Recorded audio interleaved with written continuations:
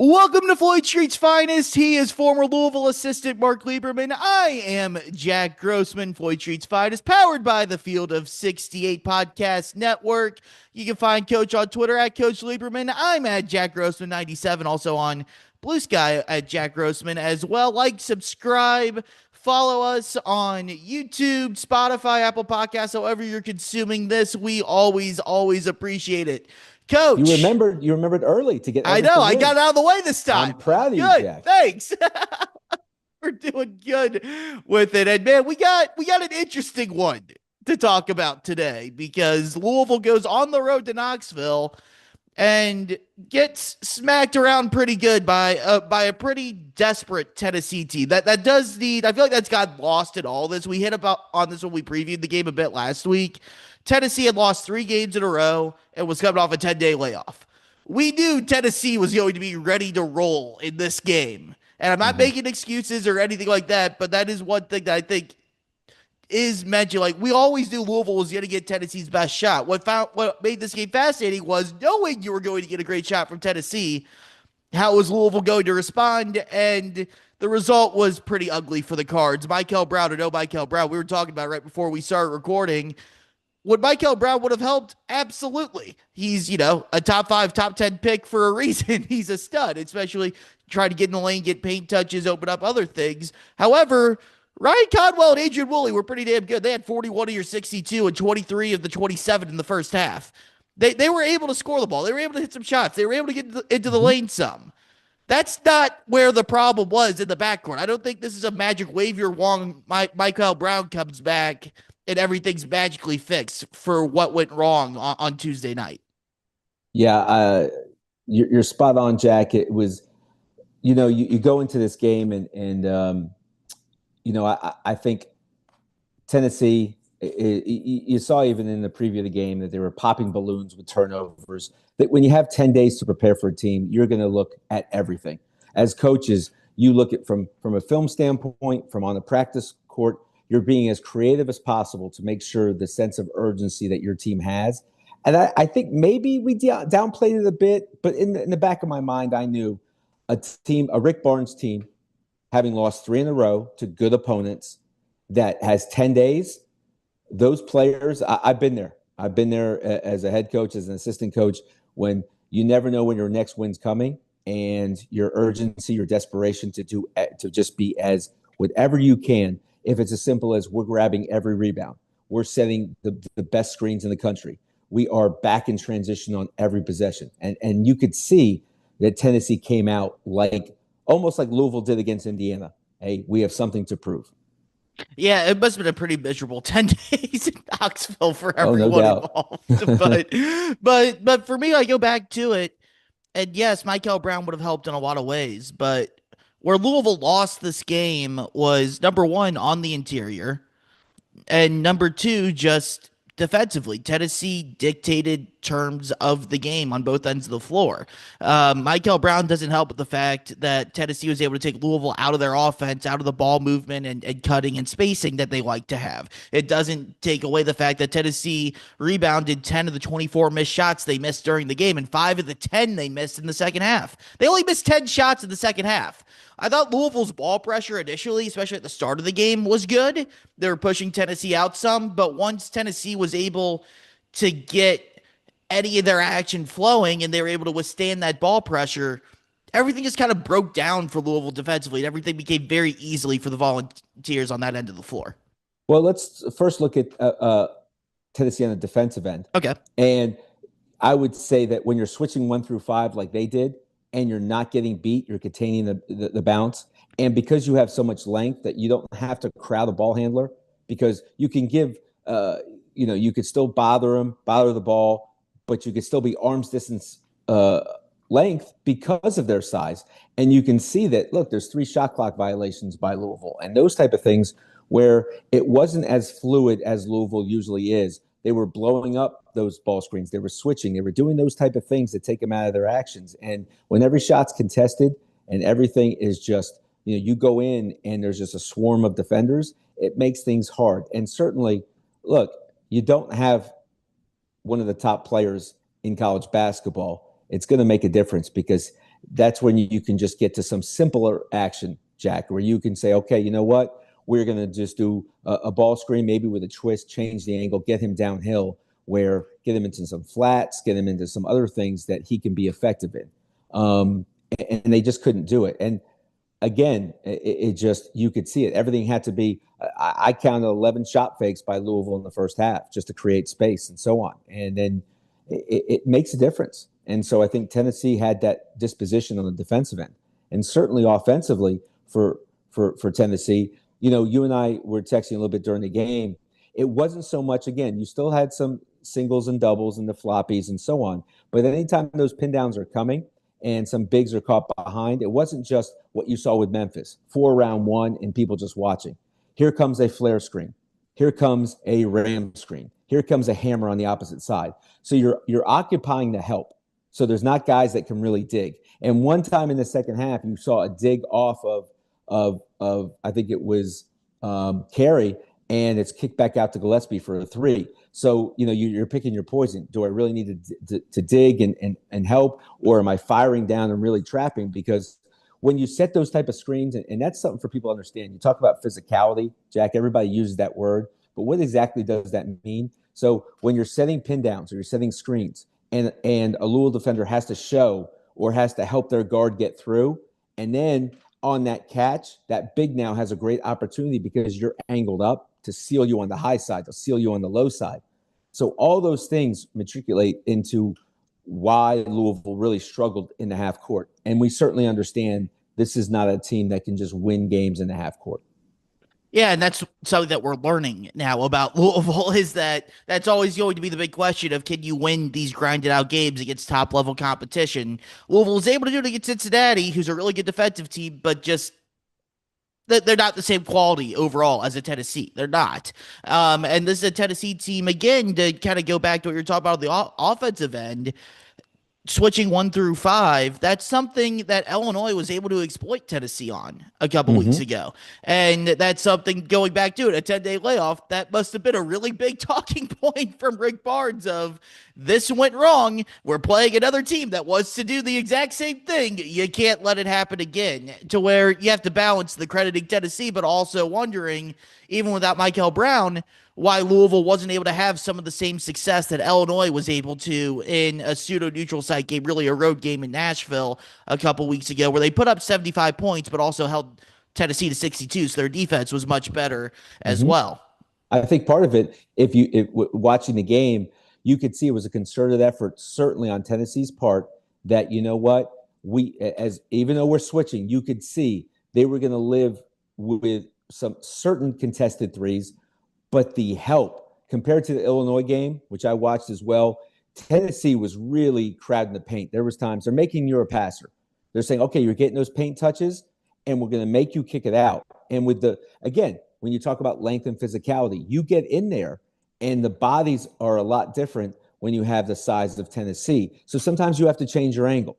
And if that takes 0.2 seconds off the pass and allows the recovery for a Tennessee defender to close out, and they were running guys off the line because you're funneling them right into bigs. So I think their help off the ball was so much better than what it was against Illinois. Now, Illinois has a lot of guys, you know, not just Stojakovic, guys that can just make plays. Guys are just going to be able to be crafty. And Conwell is that guy. I think Willie showed that, hey, I can Willie get was really good on Tuesday.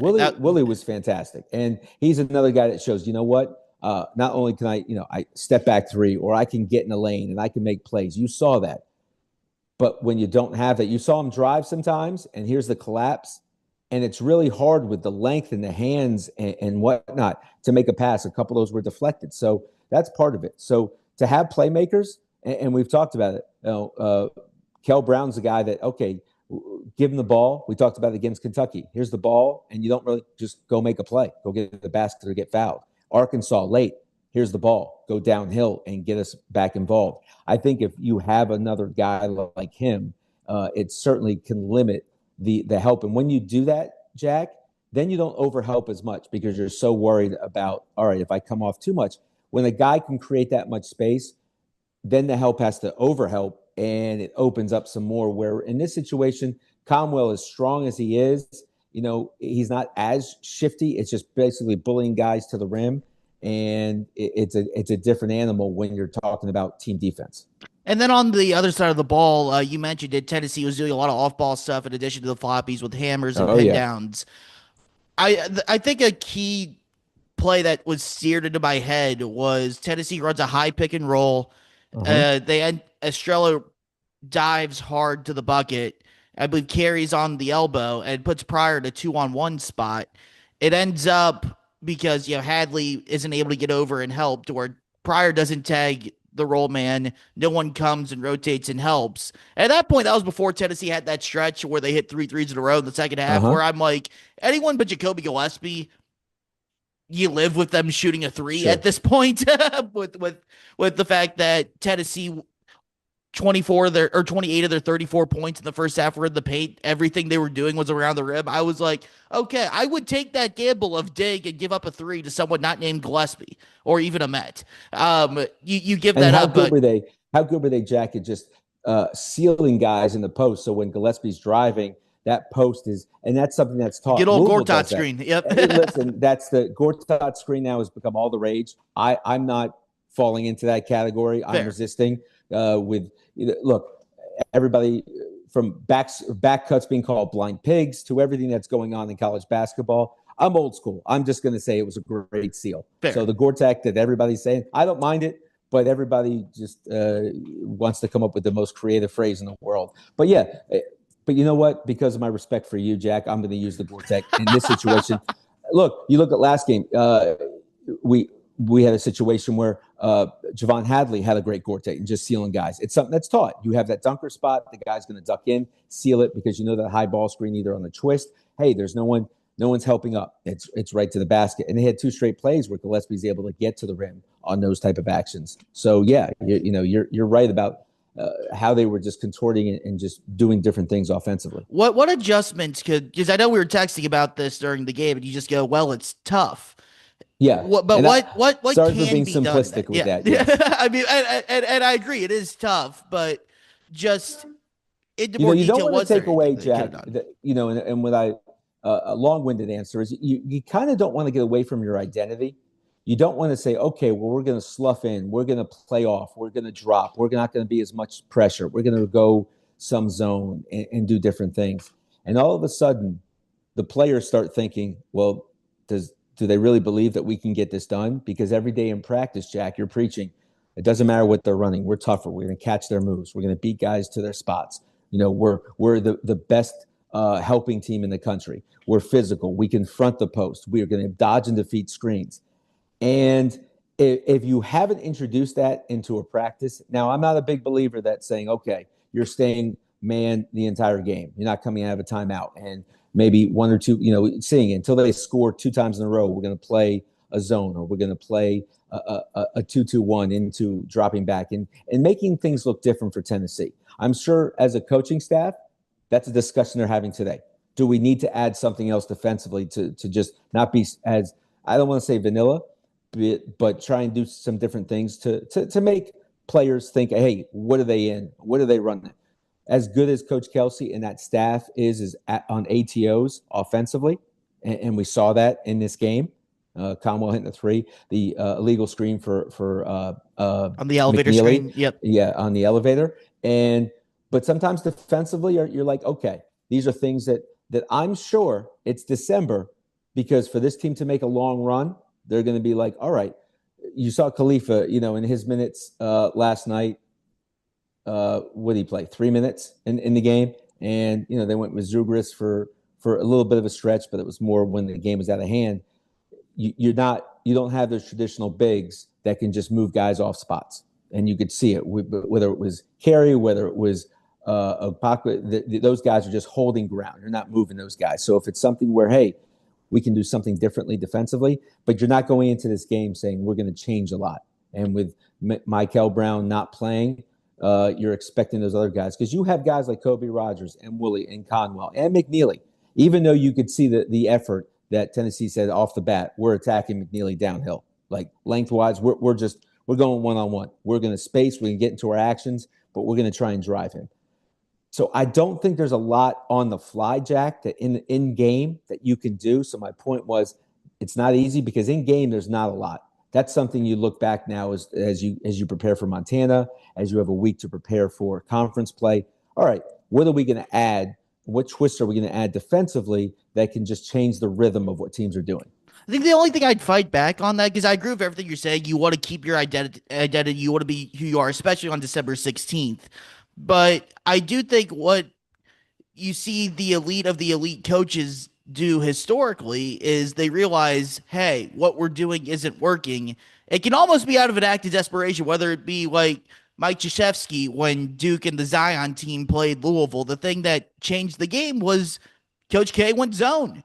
Mm-hmm. That disrupted Louisville's rhythm, and that changed the entire game. Yeah, Rick Pitino, which you were on the bench for one of these two games, made two Final Fours in Elite Eight games where Louisville had big comebacks to where he ditched the 2-3 matchup zone because they were getting burned from three, and they won two Elite Eight games and made two Final Fours because of it.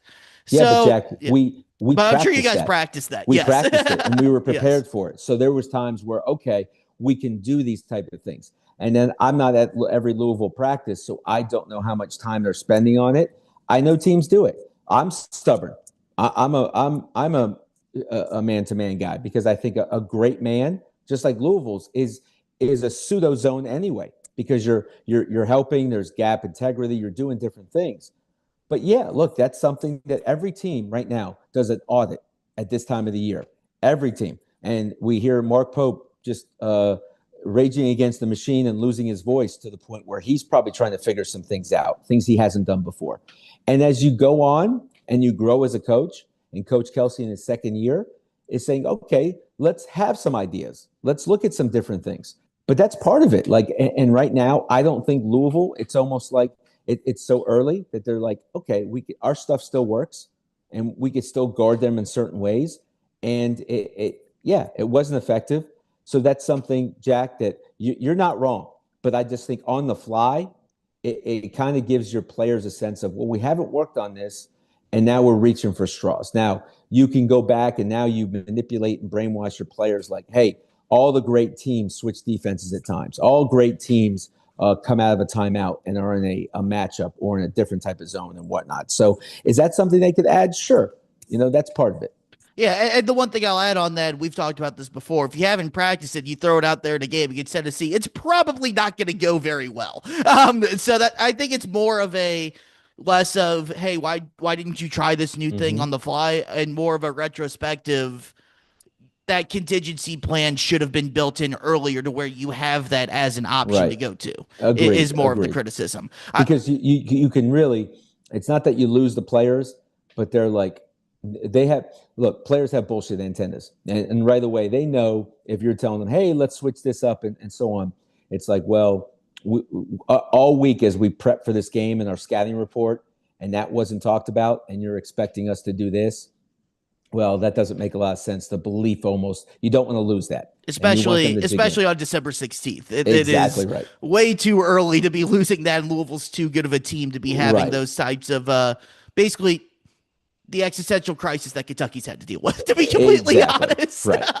You're spot on. But I want to ask you about this, because another thing we were texting about last night, and a lot of people on Twitter were talking about this. You mentioned it. Tennessee, with Nate Ahmed and his size, was able to go at Isaac McNeely over and over and over and over again. That was not McNeely's finest performance on either end of the floor. He struggled mightily in this game. But one of the things that we talked about, because so many people go, well, you can't play McNeely, take McNeely out, take McNeely out, take McNeely out, whatever.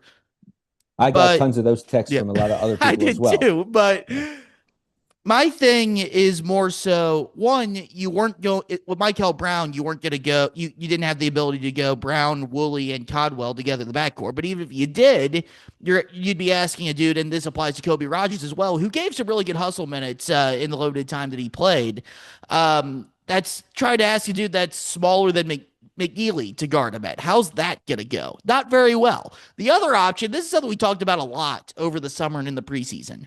The way Louisville constructed their roster, the way everyone envisioned this going, was especially involving Javon Hadley. You're going to have so much flexibility to be able to, against bigger teams, you could slide him down to the 3, play Pryor and Roos at the 4, and then whoever probably threw at this stage at the five. Or if you're playing a smaller team, that's when you could play Pryor or Roos at the five for some small ball minutes, Right. or and then Hadley at the four. The way things have developed for Louisville, I got some numbers for you, Coach, for Let's Louisville at go. the four, because this is one of the things that I threw out last night that I would have liked to have seen Hadley at the three and Pryor or Roos, probably Roos or Pryor at the four, and then Frew at the five. But you mentioned it, that would really, struggle. Louisville could have some struggles offensively with floor spacing, that type of stuff. And it got me thinking. So, Kadai Roos, who we've been very bullish on, we're very excited about his development. He's definitely taken a step forward from last season.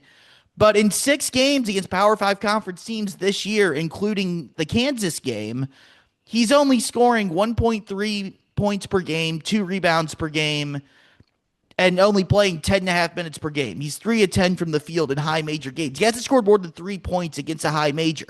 And especially the fact that he's only playing 10.5 minutes a game against top competition. And in some of these games, I mean, he only played 4 minutes in the first half yesterday. Most of his 13 minutes were in garbage time, to be completely Hmm. honest. He only played 7 minutes against Indiana, 9 minutes against Arkansas, 11 against UK, 13 against Cincinnati. It's his minutes are coming off as a guy that Pat Kelsey doesn't trust at this stage in big games, and he can say whatever he wants, but if you fully trust him to play in these big moments, you're getting more than 7 minutes against Indiana. You're getting more than 9 minutes against Arkansas. You're getting more than 4 minutes in the first half against Tennessee. You're using that size, like that athleticism, against teams that you needed the most against. But instead, he's on the bench most of the time. That to me says, I'm not saying he can't get there later in the year. We'll see what happens over the next couple of weeks with development, all that stuff. But so far this year, he's not ready for the biggest and the best competition. Then you have Cason Pryor, who's coming off of an injury, the torn ACL. Yes, he looked really good against Memphis, having 11 points, hitting the three threes. 11 of Cason Pryor's 24 points on the season came in that Memphis game. In the 7 other games he's played this year, he's averaging less than 2 points per game, is only 1 for 8 from three, and is 6 of 17 from the field, and averaging less than 2 rebounds per game. It only has 2 total blocks. And the rebounding in the blocks, well, 2 things here. One, almost half of Cason Pryor's shots are coming from the 3 point line. That can't happen with the role that Louisville needs him to Hmm. play on this team. And number two, he's there for energy, hustle, intensity, rebounding. He's not rebounding the ball at a high enough level when he's on the floor. He's not being Louisville's own real. Him and Frew are really the only semblance of a rim protector as well. He's not doing that either. So for me, how little you're getting out of Pryor in any game other than Memphis, and Roos in these big games has handcuffed Pat Kelsey and Ali Khalifa as well, but focusing specifically on the four spot. Those two dudes were supposed to be so important to everything Louisville did this season, to give them that lineup flexibility, and to not be getting what they want out of that. And also Javon Hadley as well, which we knew his stats would take a little bit of a dip, but he clearly just isn't built to play the four against a team like Tennessee, which fair. And his numbers are fairly similar. He's averaging a couple less points per game, but I think that's just, again, because there's so many more scoring options than there were last year. He is averaging a rebound and a half less per game, roughly. So you would like those numbers to tick back up again. But to me, a lot of this just comes down to, unless you can get Roos or Pryor figured out, Louisville just doesn't have what it needs against these bigger teams to be able to compete at a high level. Well, you look at what Louisville's starting group, and right from a size standpoint, the biggest guy is, besides Frew, is Hadley at 6'5", and so you're trying to be your countermeasure is, well, they've got to guard us. We're going to attack them. They're going to have trouble staying us. What you talked about with Illinois, where Tennessee in this game did a really good job of containing and keeping out Louisville out of paint touches. But look, in this game, when you have 3 points off your bench, and between Zugris, Roos, and Pryor and Khalifa, you have 0 rebounds. Those are type of things that's troublesome, because those guys have to be factors. Those guys have to bring in. When you talked about that different lineup, look, that's a matter of well, maybe it's going to help from a size standpoint, but it's certainly going to limit from what they're doing offensively for sure. Because how are they going to get into some of their actions? It's going to be a completely different model of what we've seen from Louisville basketball. And for Kenai Roos, I'm rooting for him because I see him the times I have been to practice. The kid's a hard worker. You see him in games. It's just a situation where right now his skill set, it just is not where you can put him in. And just even with Nate Ahmet, and I'm not comparing him to him, but from a size and body standpoint, it's similar. He's just not a guy that can put the ball on the deck and get his own.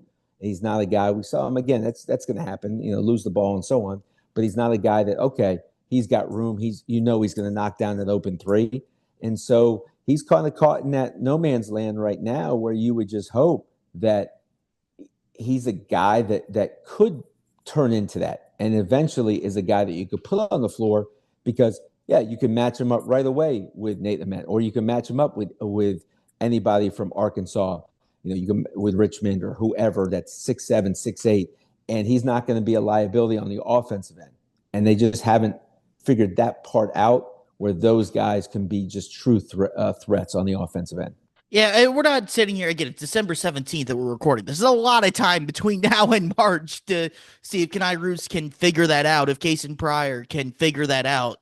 But so far this year, they haven't been able to do that. And that takes away the ability of slotting a Javon Hadley onto a Nate Ahmet and letting Roos and Frew, or Pryor and Frew, kind of size up the interior. I mean, they tried it with Zugris and Frew for a couple minutes, which was an interesting combo as well, just trying anything that they could throw against the wall, get it to stick lineup combination wise. I mean, we saw Frew and Pryor together, them pressing and trapping a little bit. Right. But to me, so much of this just goes back to and these next couple weeks are huge because you mentioned it. This is the time when teams kind of audit themselves. I mean, at Kentucky, John Calipari would always have the Camp Cal this time of year where teams aren't playing as many games. It's a lot of practicing. It's almost another type of mini camp, training camp type of feel until you get to the meet of conference play. So can Louisville take kind of this midterm exam that they've gotten per se from Tennessee and Arkansas as well and go, okay, can I make this jump in the next month or two? Or is this something that's going to be kicked to next year? Because he has made a big jump from what he was doing last year. Yeah. He's shown flashes. It just needs to come against teams that aren't Jackson State. It needs to come against the better teams Louisville's playing on the schedule. And maybe once you get into the ACC, because the ACC is much better this year, as we've talked about, but you can kind of build that confidence against the bottom of the ACC a little bit to where you kind of get the name brand. You got to, as you like to say, brainwash him and say, okay, I can do this, and that can build some confidence. Mm-hmm. But until we see that to me, again, it limits the ceiling of this Louisville team. You need to figure out how to get one of those two guys, whether it be in the dunker spot, using them as a role man, and just too many shots are coming from the perimeter from those two guys, and especially Kason Pryor's shot selection. It just, I don't love it, to be completely honest. Well, yeah, look, and you and I talked about it last night. Look, their defense fuels what they do as well, and so if they can, and I'll tell you what, I went back and watched it in Tennessee. You could just tell their get back drills, and as far as every time, make or miss, that team was trying to get back, get set, get matched up, and they could cross match because they were switching. And so if Louisville can't turn you over, and I know Tennessee had 11 turnovers. Most of those came in garbage half, time, yeah. Right. And so I believe, as I was looking at it, I think 7 were in the second half. And so, those type of things, when you can't fuel it, and again, it's a 34-27, you're still within striking distance, and you didn't play well in the first half.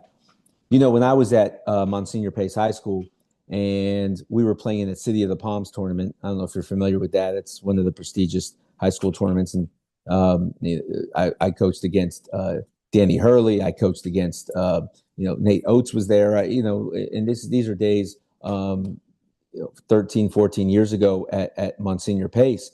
And we crapped the bed. We did not play well. And I was still figuring out lineups. I was still figuring out what we were going to do from that standpoint. And Coach Pitino was at the game, and how disappointing it was for me to lose that game. And it was a December tournament. And I was just like, you couldn't say anything to me to make me feel better. And then, Coach Pitino's like, look, Mark, my teams never get rolling. We never figure out what we're going to be and who we are till mid-January. Until we get in the conference play, we're never going to know what type of team we are. And it doesn't matter because right now you're still tinkering with lineups. And then you eventually get to the 8 or 9 guys that that you can trust and how they're going to play and what system it's going to be in and what it's going to look like.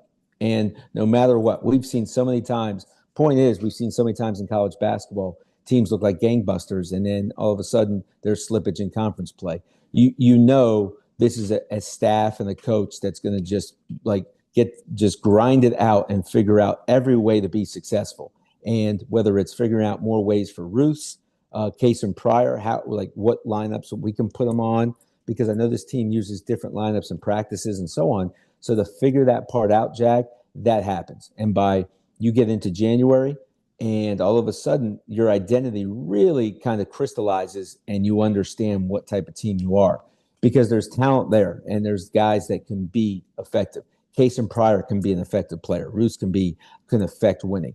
Now it's a matter of, all right, how do we balance out with our guards and get them where they can be so much involved in what we're doing for our success offensively as well.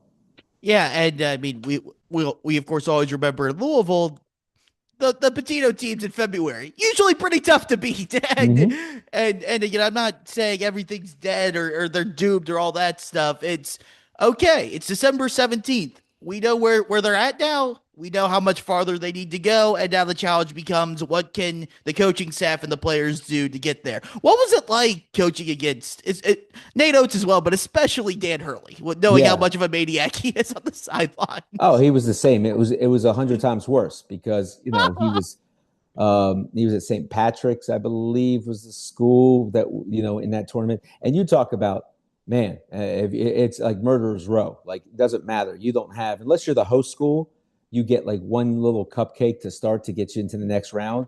But I mean, my gosh, you've got the best of the best. That at the time, City of the Palms was the number one holiday tournament that you could play in, and we played it consecutive years. Actually, we played it for 3 years, and we won some games, but going against, and I knew him a little bit from the travel circuit and from Nike camps and Adidas camps and so on.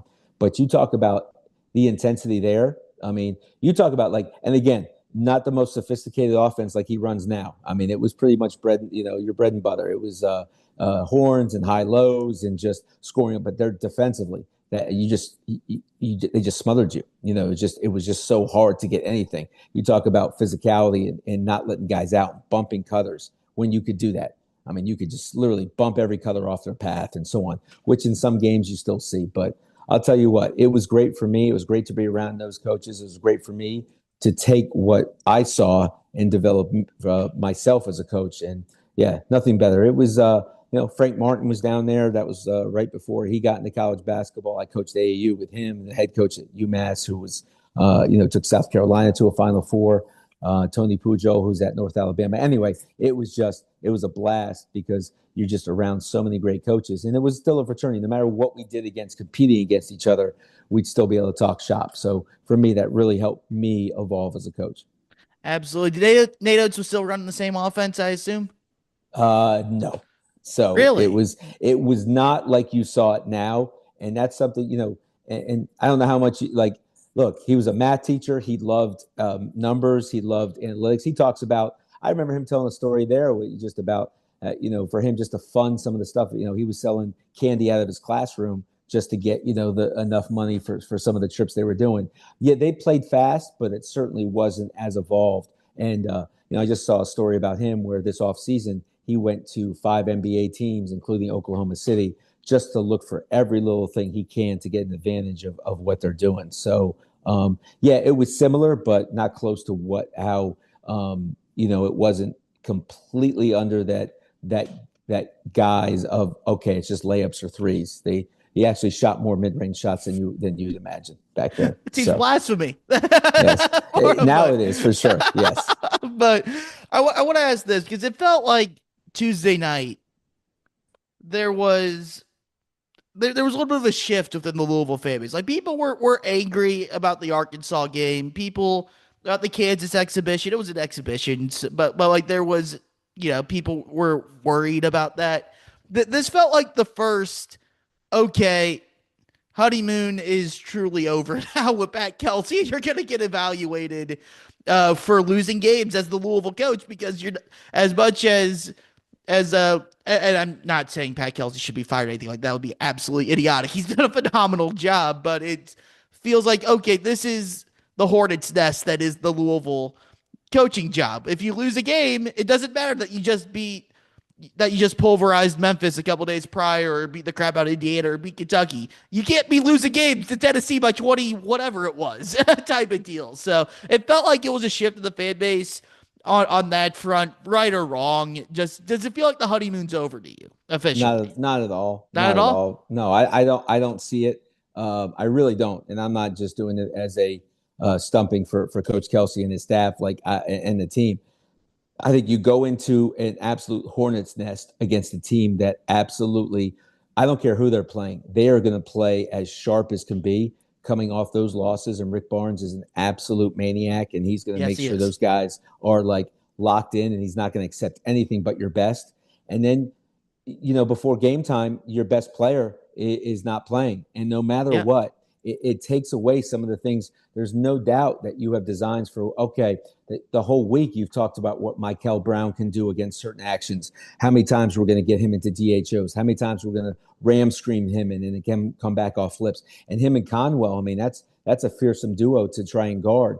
And yeah, I don't see it as, the disappointment. I understand that, especially from the fan base. And then when you look at the big picture and you say, okay, well, where's our big win from that standpoint? But I mean, my gosh, I don't care what the Kentucky team is. You spank them here, and they have a chance to really do some damage in the ACC. And now you have a situation where, okay, you continue to learn from games like this. You're going to get better. These things are great teams. Will take this and figure out what we have to do better. And certainly having a healthy Brown is going to affect that. But as they move forward and as we go, it's crazy because once January hits, we're 2 months away from the tournament. I still think this is a team that's good enough to make the Sweet 16. And I always say that. I never Make say the the Sweet Final Four. 16 or okay, fair. Here's what I always say, Jack. I say if you can make the Sweet 16, everything after that's gravy because there's 16 teams that are either playing beyond belief or are so talented that something has to happen to go your way. There's got to be an inbounds play that just all of a sudden, as you saw last year, or I always go back to when Purdue was playing here and they hit the miracle shot. You have to have something that bounces your way to get there. This team's good enough to make the Sweet 16, and I would say that about like Houston and Arizona and Alabama and UConn. All those teams are good enough to make the Sweet 16, and after that, you just got to see that, hey, something goes your way. A guy avoids foul trouble. Someone doesn't turn an ankle. You get a good call that goes your way. So all those things are important. So this team is good enough to do that. And to make a run after that as well. But I wouldn't lose faith in what this team has. I still think they have the pieces. I just think it's about sharpening those tools and understanding, okay, we go against these long athletic teams. Yeah, we're going to just try and look at ways that we can be effective. You talk about creativity. Pat Kelsey certainly has that in his bag as far as, okay, these are things that we might have to look at moving forward. Yeah, and I agree with all that. That's a very rational take on the situation with Louisville. Fans are, and not just Louisville fans, all sports fans. So don't get this construed. Sports fans are not very rational people a lot of the times, and not all of them, but there's a segment of them all the time to where I think now the pendulum. Whereas last year, even early season this year, it's like, oh, okay, well, whatever. We're a lot better than what we were under Kenny Payne or Chris Mack. I think now we're just going to see the pendulum swing, probably unfairly, to be completely honest. Of anytime Louisville loses a game, it has to be some big referendum on the program where everything's broken. And that's what you don't Yeah. want to do as, trust me, as And that's what coaches, coaches don't want to do. I'm just saying that's what a the certain group of fans, the fans are starting to no do now. doubt, no doubt. The panic button is hit. And that's something that the coaching staff has to deal with now that they didn't have to, I think is my point. Exactly. I agree with that. Look, I'm a Steelers fan. So 3 weeks ago, it was Fire Tomlin chants all over the stadium and booing during Renegade. And then last night or 2 nights ago, after beating the Dolphins, there's In Tomlin We Trust. Thank God for him. The cheers are all over the place. Winning is like deodorant, Jack. It covers up all the stink. So when you start winning and you do all those type of things, it changes the mindset for fans. But certainly this is something that's going to linger because now you only have Montana and you don't really have a situation where, okay, we've got one of those games coming up. Eventually you get into ACC play. That's going to change that. Yeah, I mean, at California, who's 10-1 and beat UCLA, is sneakily a tougher game than what people would have Oh, expected no going doubt. into it. No doubt. And that'll come on the outside of the new year. Then you get Duke first week of January as well, the upsetter. And oh boy, is it Well, going there to be you ramped go. up and ready for that Yes. one. But yeah, it's going to be interesting to see what happens. Louisville gets to hit that reset button now for the next couple of weeks. Hopefully, get Mikel Brown back fully and healthy. If not by Montana, by that California game. I guess 13 days. They had 2 full weeks off now. What the hell are we going to talk about next week? What you're going to be having, just your Hanukkah gifts and whatever. Like maybe we'll have to make a run to Shapiro's at some point when you get back in town. Oh, yep.